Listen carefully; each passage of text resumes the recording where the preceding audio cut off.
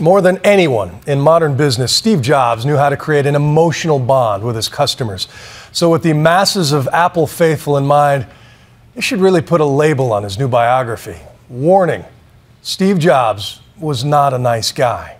Like a heckler at a wake, this book lays bare his flaws while his family still mourns. And while those who truly knew him may dispute what's inside, once you've read Steve Jobs, you'll never think of him the same way again. Since he died, it's become one of the most watched speeches of all time. A fiercely private man opening his soul to Stanford's class of 2005, telling of his adoption, his firing, and his cancer scare.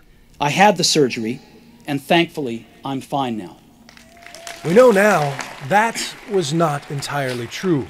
As he told his biographer, Walter Isaacson, Jobs actually rejected that surgery for almost a year. To the dismay of his wife and friends, he tried herbs and carrot juice instead, and when he finally went under the knife, the cancer had spread. He said that, in retrospect, he's sorry. He said that he didn't want his body to be opened up. He said that he regrets waiting so long. A lot of people wait before they have an operation. I just think that he has such belief in his power of magical thinking that in this case it failed him. And here we have the most vivid example of what has long been known as the Steve Jobs reality distortion field, his singular ability to convince himself and everyone around him of the impossible. The total will be much more incredible than the sum of its parts. Steve Wozniak talks about it. He told Wozniak they had to do a game, and they had to do it in 4 days, and Wozniak said impossible. Then Wozniak did it. He said that's the power of the reality distortion field, is that it works. He can actually distort reality and make you do what you didn't think you could do. Did you ever fall under that power? Oh, I am sure. They had over 40 conversations, but to balance out his influence, Isaacson also drew from interviews with ex-girlfriends, employees, rivals, and even some unauthorized biographies Jobs had long disputed. I'm on television. Hey. From its earliest days on the public stage, this adopted former delinquent, this acid-dropping hippie turned brash entrepreneur, began to understand the power of his charisma. Today, for the first time ever, I'd like to let Macintosh speak for itself. Hello, I am Macintosh. It sure is great to get out of that bag. That force field turned him into a multimillionaire in his 20s, and then got him fired from the company he founded. It turned Pixar into the most successful brand in film, and helped him return to Apple and save it from ruin. You need that kind of force field to reinvent the telephone. And we are calling it iPhone. And the retail store, and convince rock stars to sell their songs for 99 cents. In fact, that worked so well, Bono called him and offered to do these ads for free. Where are we going to? But according to Isaacson, the reality distortion field had two settings, and there was another Steve the public never saw. You talk about his ability to devastate people.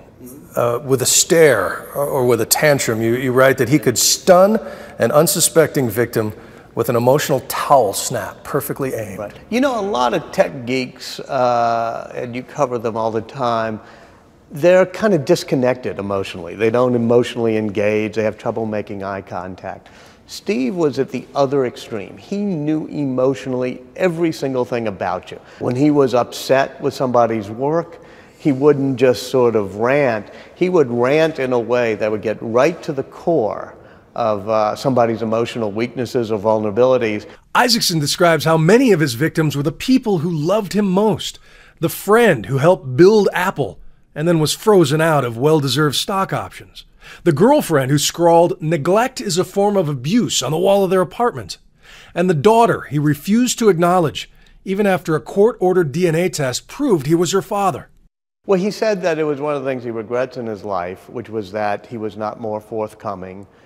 He didn't handle it well when his girlfriend got pregnant, and he just didn't want to deal with it.